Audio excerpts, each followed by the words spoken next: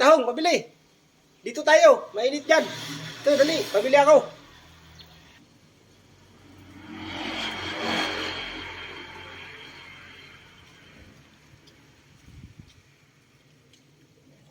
Magkano kilo yan, boss? 160 sir ang kilo. Pinapaubos ko na nga lang po kasi tanghali na rin. Sobrang init na yung mga anak ko.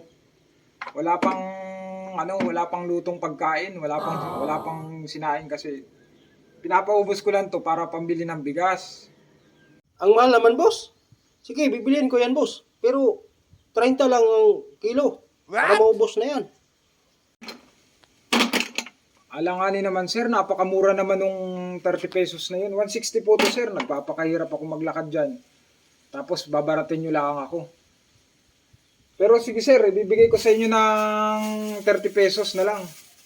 Para maubos na to. Para may pambili na ako ng bigas. Kasi yung mga anak ko wala pang kakainin ngayon. Ako lang yung inaasahan.